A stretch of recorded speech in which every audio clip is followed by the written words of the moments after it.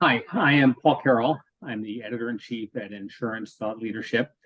I am joined today by Murray Izenwasser, who is the Senior VP of Digital Strategy at Oz Digital Consulting, and Sal Cardozo, who is the Senior VP of Data Analytics, among a couple other things at Oz as well. And we're talking about a topic that has been near and dear to my heart for a long time, and I think is a crucial one for insurance companies. It's how to slay your data dragons. We'll get into some other metaphors as well, in particular the data swamp. But anyway, people get into these fads and they start talking about big data. I mean, that's been around for at least 10 years. And my feeling was big data can be great, but it doesn't have to be. Big data can also sort of smother you. So anyway, we will get to hear from Murray and Sal, who are experts on this topic and have a great deal of experience in insurance, to go through how you do all that. So maybe Sal, we'll start with you, just to help frame the problem, as long as you're the data analytics expert. What are the main things you are seeing as issues that companies need to overcome? That's a good question, Paul. Insurance companies, carriers, and like most large enterprises, they create data is their blood. They create data. They rely on data for their operations, for competitiveness, for the creation of new services, new products to better serve their customers. So what that really means behind the curtain is that they are creating policy information, they are creating claims data, they are creating underwriting data, and so on. Based on their nature of their IT landscape and how they have evolved over time, all this data is created in silos, is fragmented, and that's a big drag on there. That's a big challenge. They also have to deal with security, they have to deal with privacy, they have to deal with compliance. And now the last few years, many of them are starting to use IoT devices. They are starting to analyze more of the behavior through the web channels, the different touch points for how their customers interact and do business with them. So we are dealing with different types coming from many angles. And probably the biggest challenge is, how do I bring that together? And also, and I know my colleague Mary will talk about it, is how do I make that data actionable, and how do I make it relevant and timely to the business, which is what everybody is there to serve. Right. I've often heard people say that data is the new oil, which is true. But if you think about oil, you typically do something to it before you use it. I mean, you refract it into gasoline, and then you have to transport it to my gas station, and this, that, and the other thing. So, yeah. Murray, when you see the sorts of problems Sal was just describing, how do you advise clients on how they can start to think about the problem and make sense of all that data? Yeah, that's a great question, because it's not just about the data. Everyone has data. It's really, what do you do with it? How do you think about the data, right? And everyone's always talking about data, big data, little data, all kinds of data lakes, data oceans, data stores. But it's really not about the data. It's about turning that data into information, right? It's giving life to that data, so that you can get something out of it. But that's not the end point. It's about taking that information that you have and now making it action. How do you take data, turn it into information, and turn that information into action? And I think that's a key point that a lot of people kind of forget about, as they're bringing all of their data together or looking at their data, in the enterprise, especially start talking about mid-size, to large, insurance companies and carriers. There's so much data. What are you trying to do? I mean, and I think that's the key thing that a lot of organizations don't do, is they don't take that step back and ask before they get started, what are we trying to do? Right. One of the concepts we work with our clients is about future casting, is where do we want to be in the future? What does that look like? What does the future look like? And then let's work our way back to today in a stepwise function of fashion and say, okay, well, here's where we are today. There's 5 steps to get us to that future state. Now, we may never get to that future state because things change all the time. And I think there's going to be massive changes around data coming for the insurance industry in the near future. But what are the steps that we need to do? What data do we have? What data do we need? And then what are the steps that we need to turn that into information that we then turn it into action? Right. I really like that way you put it. I'd always heard about taking data, turning it into information, and then making it knowledge. But I like the idea better of, knowledge is great, but again, it has to inform something that you're going to do differently. 100%. I mean, that, when you're looking at data, there's 3 things that people forget about to turn it into information and then to turn it into action. A piece of data, a piece of raw data is fairly meaningless in and of itself. So you need to add some things to it. You need to add a time value to it. How does that piece of data compare to the past? How does it compare to where we want to be in the future? Right. So there needs to be a time value that you're adding to the data. There needs to be a relevance to that data. It has to be related to someone's job, literally within the organization. Otherwise, you're consolidating data and it's there and nobody's really doing anything with it that adds any value. And then there's about actionability, right? What can we actually do with this data? And I like to think of it within an organization as there's a bunch of data knobs. You turn them the right way, they turn into information, and suddenly you get to a point where turning them further, it becomes an actionable piece of the organization that you can actually do something with. And that's where we want to drive to. We have clients where we've captured the data, we've consolidated and cleaned the data, and Sal can talk to this, really well, but then it's, how do we consume that data? What do we do with it? And I think we have to define an end state or a state of where we want to be before we even get started. So I know you guys have a lot of examples. I was intrigued by one that we were talking about in the run-up to this webinar about how you go about defining data that you'll need. So you may not have all the information you need to, for instance, figure out the contributions of an innovation program, but you sort of start going and directionally or moving in the right direction with the idea that you'll get better over time. So I just was wondering whether you or Sal could talk a little bit about some of the work you've done to start figuring out the kind of data you can gather to inform the sorts of decisions that companies want to be making. Yeah, sure. Before I give an example, a key success factor that I had found, or a common factor through many implementations, is be pragmatic, align what you're doing to a business goal or a business plan, because something that you need when it comes to actors is have a business stakeholder that will support and drive this. And also, don't underestimate change management. Communicate, train, let people know what's coming, because more than often, valuable data analytics solutions supporting the development of a new product, supporting a change in a business process, getting to know your customers better, disrupt a business process, change a business process, change decision making, it changes the culture of the company in a subliminal, unexpected manner. So those are things that I wanted to just put on the plate, before, because we fail, we as consultants or our clients, or even when I was in industry, to overpass. We forget about it, or we tend to underestimate or address those kind of late. An example is we had a customer. We deliver a successful data analytics for an insurance company.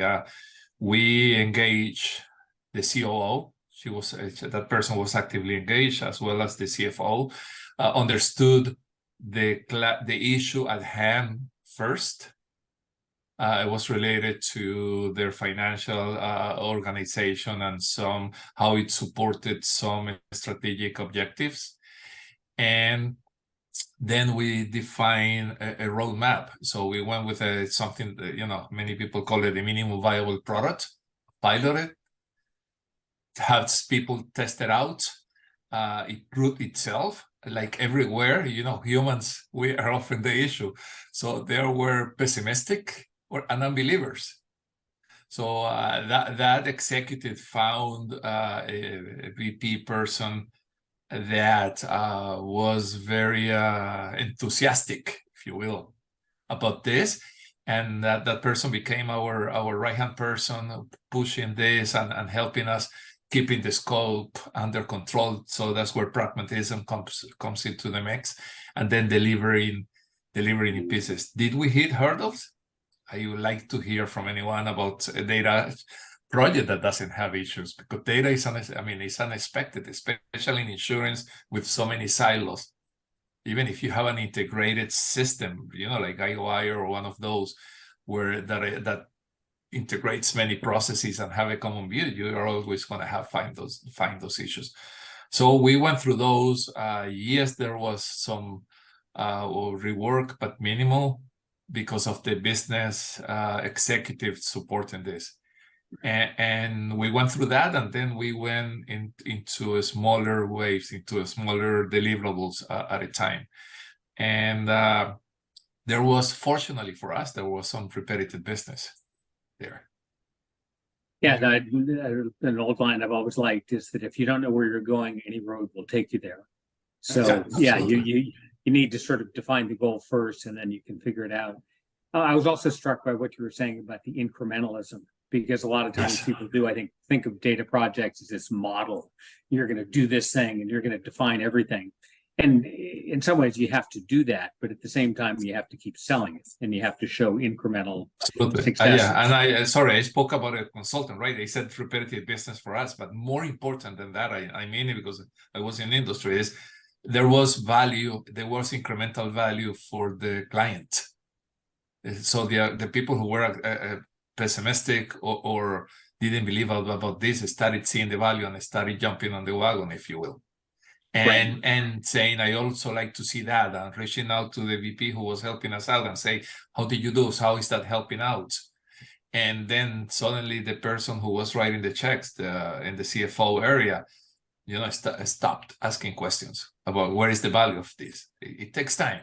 I mean, you gotta be patient, especially because the initial weeks are days, depending on the quality of the data, are slow and are not so quantifiable from a business perspective. Right. But then the curve goes, the slope of the curve starts becoming positive, and people start seeing it. Sorry. Right. Once you start making a little improvement, they compound. Yeah. And you go from there. Murray, I know you finished an engagement this week where you were demonstrating some of the things that Sal was just talking about. Could you just go into that a little bit for us? Yeah, absolutely. But before I do that, I think the key to the project Sal was describing, to the success of it, was predefined where that end goal was. The step was taken back from a business perspective. We were trying to achieve a business result here, right? And I think that because we had that goal of a specific thing that we were focusing on achieving, every decision that was made along the way got us closer to achieving that goal. Once we got really close to that goal, the question was, well, what else could we do? Right. And so we started in the financial, the CFO's office, working with the financial reporting. It ballooned out to getting benefits with claims and with risk. I mean, there were a lot of other things that came along with it. But the key was we didn't try, I know Sal uses this phrase a lot, we didn't try to boil the ocean.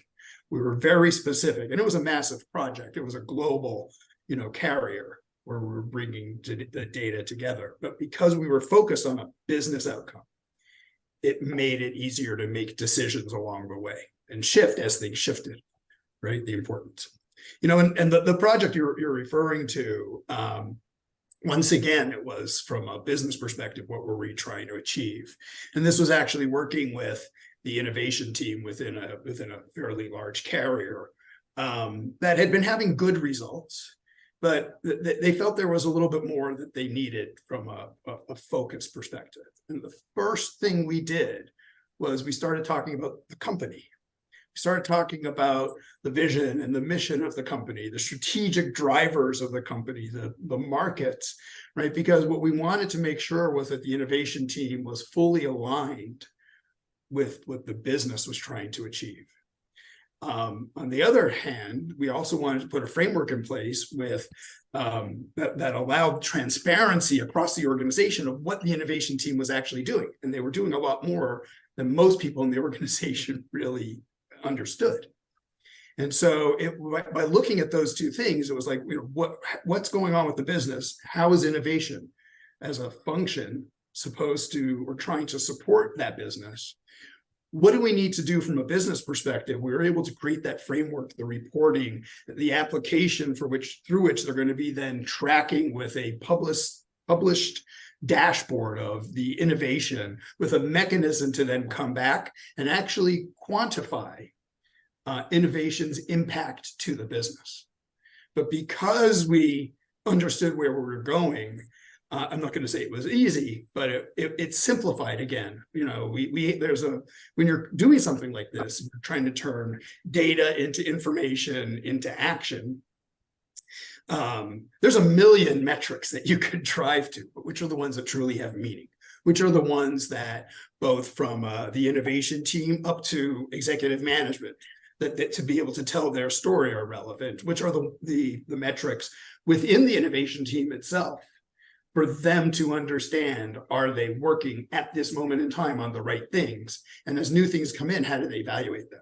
And to put all that in place, you have to understand, the organization and the data that we can actually drive to. So, it's kind of taking the big data project that Sal was talking about and bringing it down to a small data project.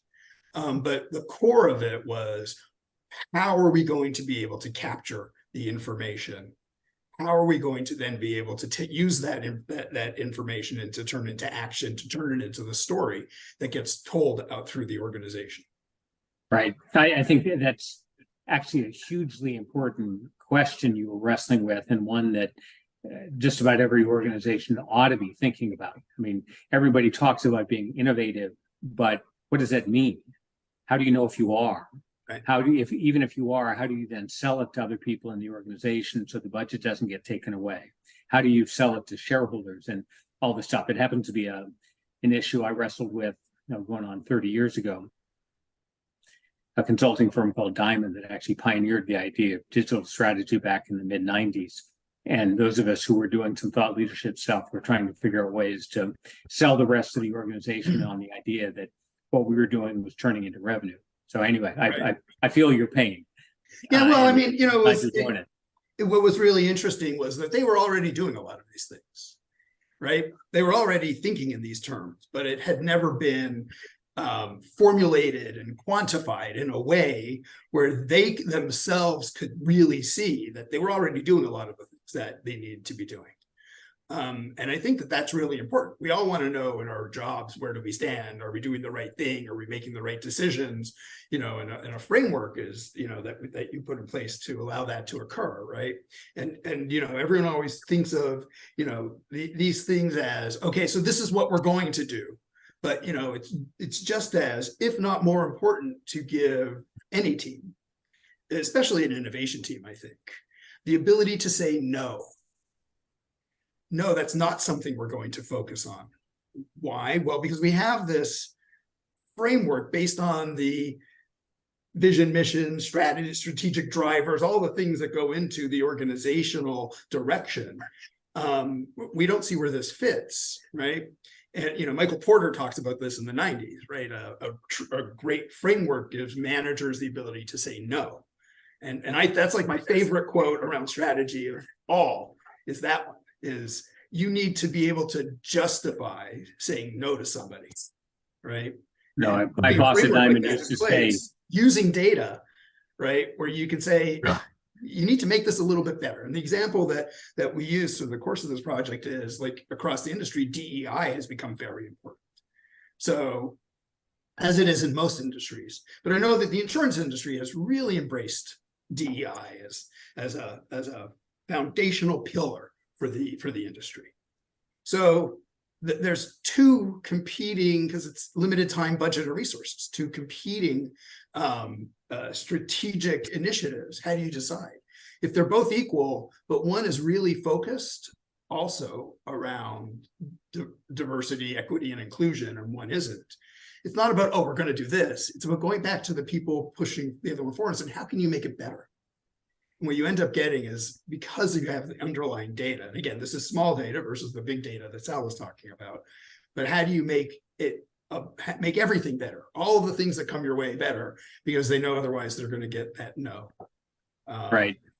To the So initiative. the CEO, the founder of Diamond, used to say that strategy is what you don't do. So I like that idea of being able to say no. So Sal, what do you want to weigh in here?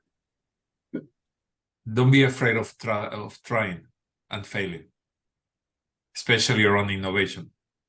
The ratio of people that try something and fail and people that try something and succeed is quite different, right? So especially with data, because you may be thinking that these data attributes are going to allow you to create a new product or understand your customers better, or provide better insights into a new business process or whatever.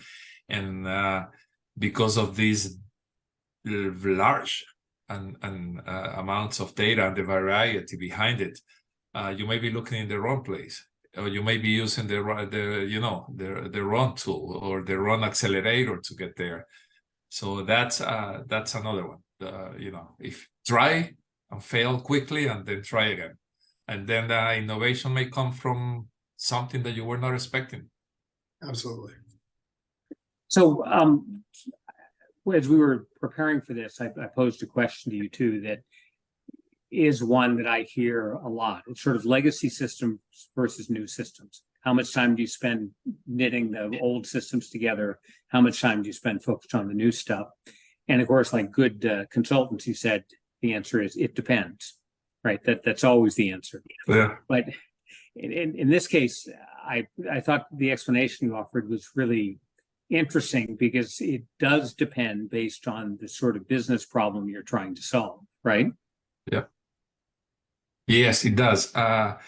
And also, often, if you have a legacy system and a new system, what it is that you need from the old legacy in the new one. And that's also a data. It's not an analytics or a BI or even a much less an AI type of effort or initiative, but it's at the end of the day, it's a data issue. How do you move data from the legacy onto the new system? I said Guidewire because that everybody knows about it. It's like, let's say you're migrating from an old custom IBM mainframe system into Guidewire. Do I need to tackle all the data first? I mean, I was IT, my IT colleagues will probably kill me here, but let's be pragmatic. Let's start with the data that is relevant to the business now. Why? Because the business has changed, business processes have changed, strategies have changed. So that's something also to keep an eye on. And that's another challenge that the industry is going on. Don't boil the ocean again when you are with the dilemma of legacy and new systems. On legacy data and new data, don't try even to convert or clean your old data. I mean, how much of that data, old data, how far back do you go? Let's say it is about business insight. How far back do you go to provide business insight? Do I need to do that now? Do I need to do, I invested a lot of money, thousands, on a new system. Do I need to convert all of that? Do I know it pragmatically? When do I do it? Right. And it seems to me that that's especially relevant now, because a lot of times with, say, telematics, which Sal you mentioned earlier, you're getting new kinds of data on new kinds of cars. So having that data from 10 years ago doesn't really do you any good. They didn't have the ADAS systems on them that prevented accidents, were also more expensive. Yeah. They didn't have the kind of craziness we've had with car prices because of the pandemic supply chain issue. So, or if I am trying to price, the new product for teenage people, for teenagers, I have one. So, God bless you. Data, do I need data every minute, or do I need it? I mean, do I need it by the second, or do I need it every minute or every 5 minutes to create a pricing model, or to create a risk model on a policy that I am going to, that I like to come out with for people between 18 and 25. I'm making it up in Miami. Right. And Murray, you were also talking about how sometimes you need the data to be perfect, but sometimes you don't. So you also need to, go at it appropriately. Without a doubt, it becomes a business decision, right? To Sal's point, is how far back do you need to go? How much of the data do you need to convert over? There's so much data being created these days. As we were talking about in the lead up to this, 6 years ago, I did a presentation around data, and at that time, we were as a global community creating something like 3.5 petabytes of data, which is it's 1,000 terabytes in a petabyte. Today we're creating I was looking it up as we were talking about, so like 345 petabytes of data are being created. Do you need to capture everything? And it goes back to the difference between data, information, and action. Right? Is what are you trying to achieve? Are you trying to understand risk? Are you trying to understand where new claims can come from? Are you trying to understand trends, in fraud across the globe? Are you trying to create new products based on the data? So it goes back to, and I know I always harp on this, probably ad nauseum to my clients. What's the business? What are we trying to do? What are we actually trying to do? Do we need to convert everything? I mean, especially in the insurance industry, you have structured, semi-structured, and unstructured data. Converting unstructured data from one system to another. I mean, we have tools that can help, and we've done that. We've done that with our clients.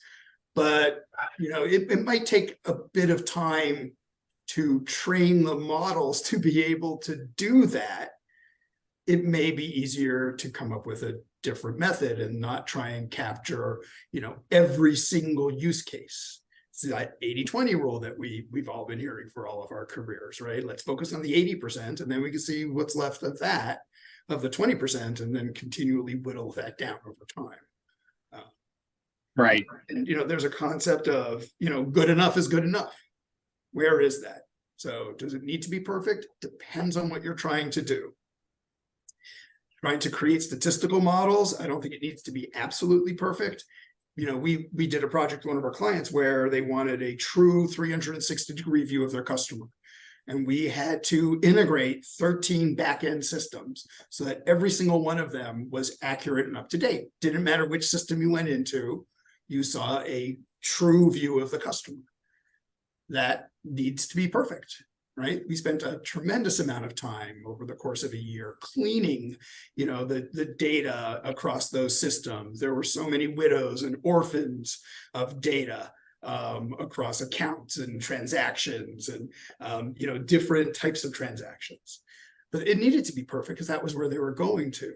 By doing that, though, is they saw an immediate $1 million a month savings in costs. Just from, purchasing of information that they realized they didn't need to purchase because they already had that data sitting in one of these systems, right? So you can get some tremendous benefits by doing it, but you have to really plan it out and do it the right way. Right. So I think we've hit the sort of specific issues that I know we wanted to get through on data quality, silos, and so forth.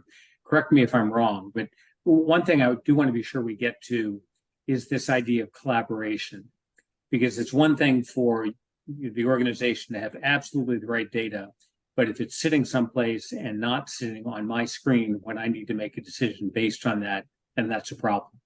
So I guess I would maybe ask you, Sal, to start us off on how big a problem is that, and then how should organizations start to address that problem? It is a big problem, but let me address it in two ways. And then I'll talk about new technologies and that are proven, that are there, that facilitate data sharing.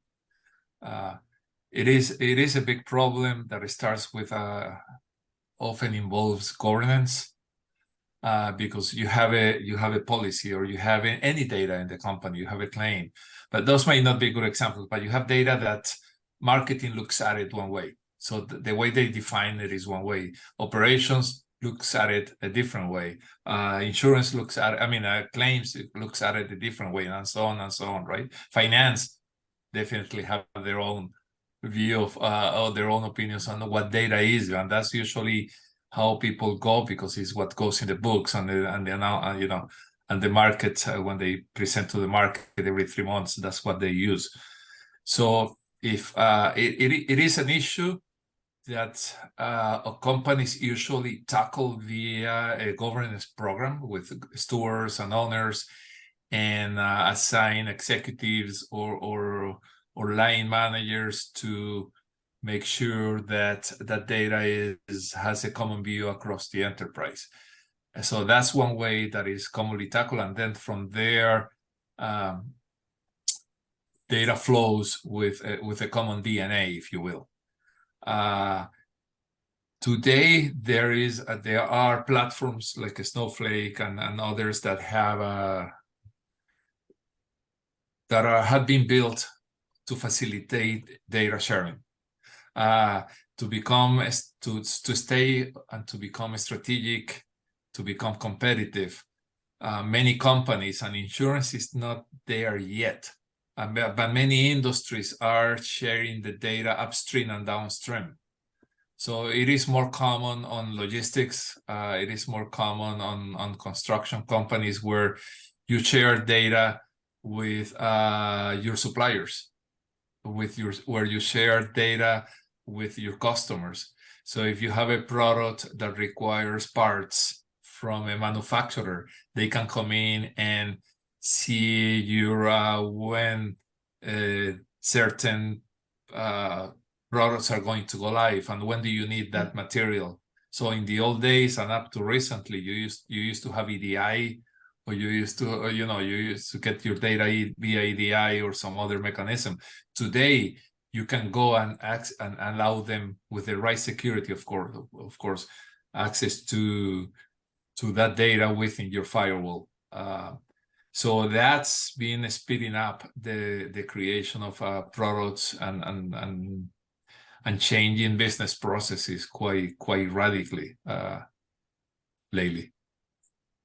EDI, wow, that's a blast from the past. I used to write about EDI in the Wall Street Journal, and I haven't thought about that in probably 20 years. But I guess, they say you never quite get rid of something. It's always buried in there someplace. So anyway, yeah. So in the case of insurance, let's say you have your brokers, you can allow your brokers to come in and look at the data where the data resides, instead of being sent them data.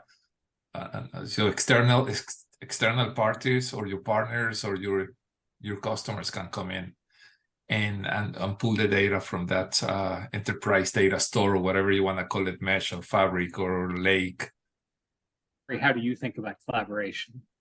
The way that I think of it in my role, as doing digital strategy, there's so many silos, especially in the insurance industry, right, where every piece of the value chain has their own system that they're using very often, and sometimes they have multiple systems that they're doing the same function. But to your point, one was an older legacy system, one is a newer system was implemented, the data was never brought over, so they're running both concurrently.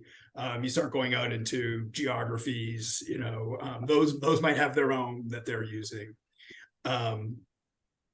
So there's the silos of the organization, there's the silos of the systems, and then there's the silos of the data. And I think from a collaboration perspective, the benefits of starting to bring those together across the organization while allowing pieces of the organization that are used to having the autonomy that they had to continue to function. To Sal's point, there's a lot of tools and platforms out there that will allow you to do that, that will allow the systems and the data and definitely the functions within an organization to be much more collaborative. It's as we talked about at the beginning, I mean, data is really the lifeblood of an organization. The data that the organization has is one of, if not the top assets of most large organizations in today's modern world, and especially in the insurance industry. And the ability to bring that together in a way that allows effective decisions to be made about new products, about old products, about risk, about the processes around claims and underwriting. I think using that data and collaborating it across the organization is so important in today's world from a competitive perspective. Okay. So you talk about tools. I can't let you guys go without asking you about ChatGPT, which is and other large language models, which are either going to solve every problem we've ever had or end civilization. I figure we've sort of staked out both ends of that possibility, and we're going to land somewhere in the middle. So how do you guys think about, say, ChatGPT, about AI, or just in general about other tools that are coming that are going to have big impacts on data? Yeah, so I believe, and it wasn't necessarily going to be ChatGPT, but the models on which the latest versions of those, and Google has their own. Microsoft is partnering with OpenAI, who makes ChatGPT. Microsoft, IBM is coming out with one. I think Salesforce is incorporating one. Everyone's coming out. I've got one. Sal's got one. Everyone. I think there were 1,000 different tools and platforms around the large language models that came out last week alone. Right. I believe that this specific technology is going to be that game changer.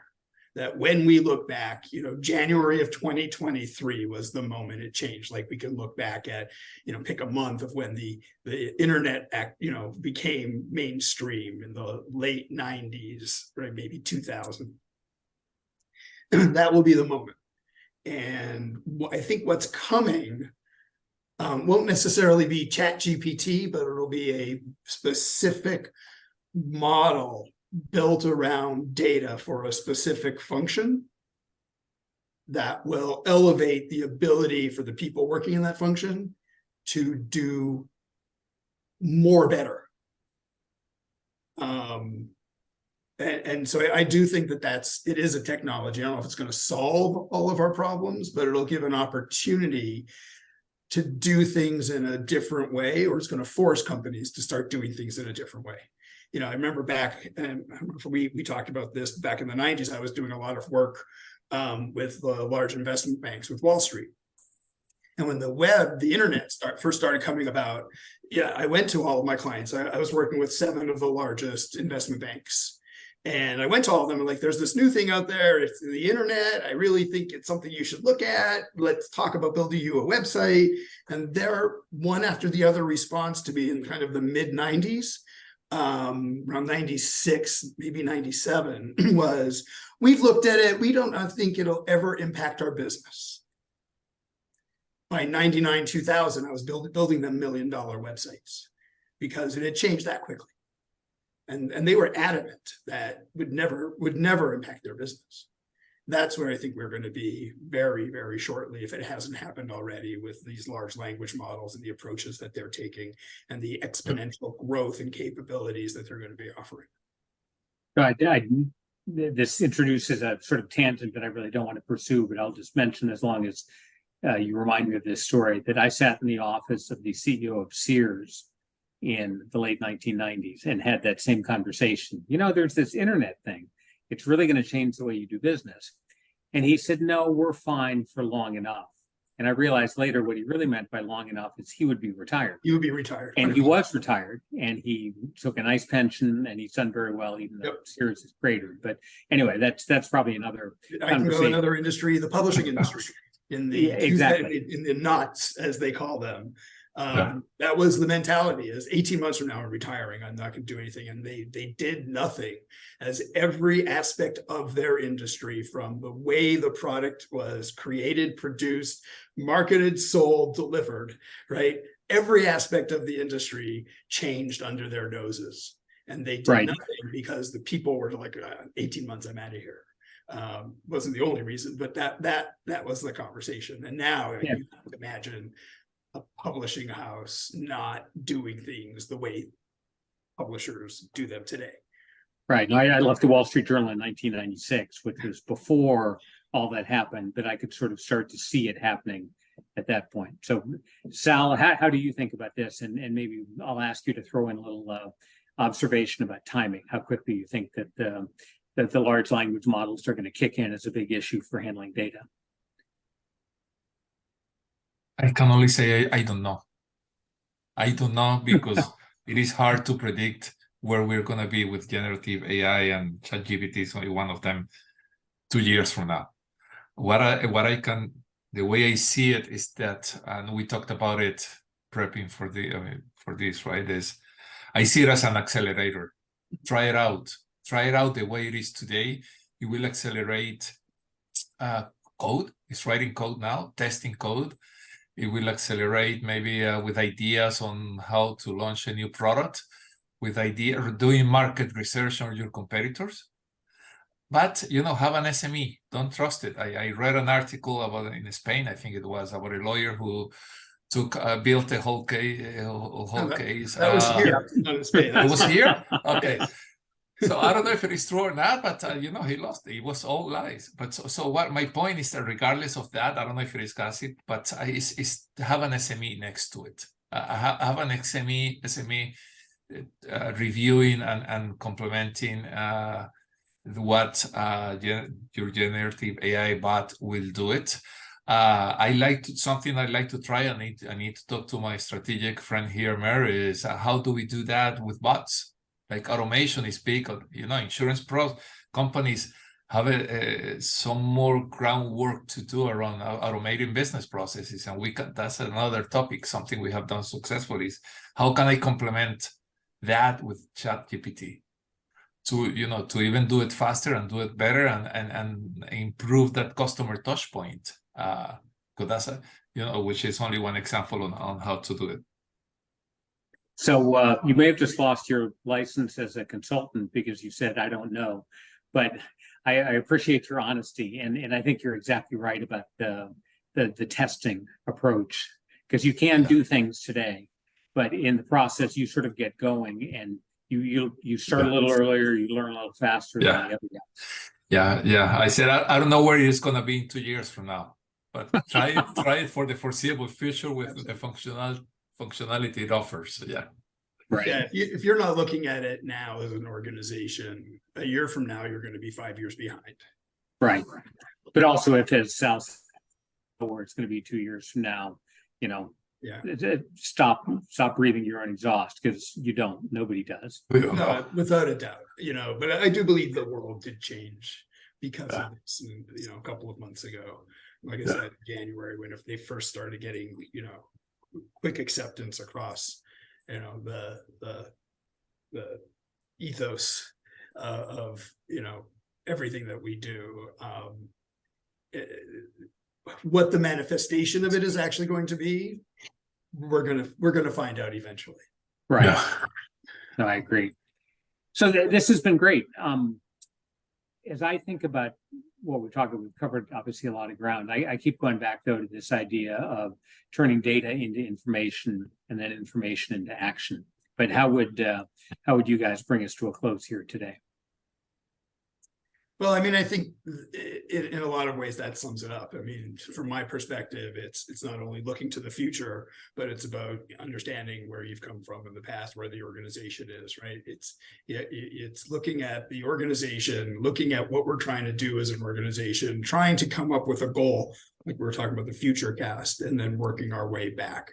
And that'll tell you whether it's more of a big data thing, whether it's more of a little data thing that we've been talking about to turn that into information.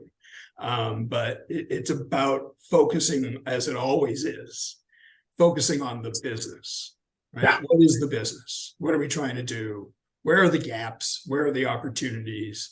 I don't think there's anything new from that perspective. And I think the organizations that focus that way are the ones that are perpetually more able to handle what comes in the future. Yeah, Right. I agree with Mary. Begin with the end in mind, and there is a business and the business value for that end that will justify the investment to be done. And then Mary said it before, and we have heard that for years. Treat it as an asset. Manage that data as an asset. It is really important. And be pragmatic as you go. Don't boil the ocean. I learned that from a CIO that I worked for. Sal, don't boil the ocean. Go in phases. And he's absolutely right. So that's great. Incremental.